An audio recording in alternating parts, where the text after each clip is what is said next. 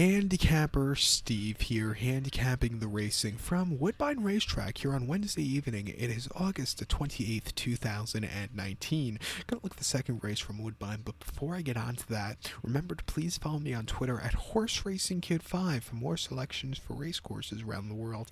So let's get to the second from Woodbine, which is the Halton Stakes.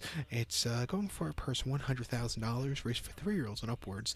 Canadian breds here. 7 horses are going to the E.P. Taylor turf course, 1 lap around it, which is 2,400 meters, with a distance of ground of 1.5 miles on the turf course.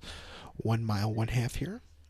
It's kind of like the Canadian Showcase card at Woodbine tonight. They do have a big sale on Thursday, so it's for the Canadian horses. So it's it's always a good card, this one, and hopefully next year with the 2 turf courses and them being able to run turf races on the inner turf course at later post times with the lights around it. Hopefully next year they could add more turf races to this card. So I was hoping that they would have did it this year, but they didn't. But still an all-around great card here. My top selection in Halton, I'll take the 2-horse Ethical Funds. I'm going to go 2-3-7 in the Tri-Cash Trifecta.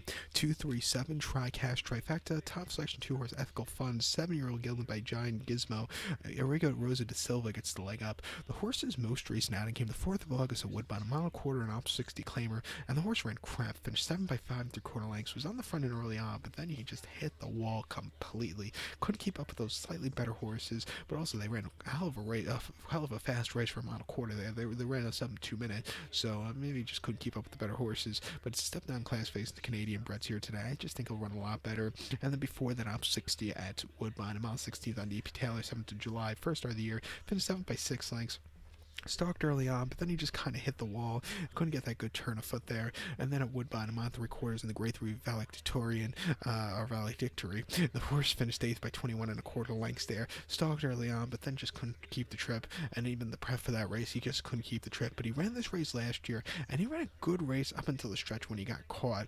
But keep in mind, English Illusion, who won that start, is running back this one today. And Johnny Bear won next start out, I believe, in the Native Dancer, or the prep race for the E.P. Taylor, or for the Canadian International. But he does well when he gets the lead by himself.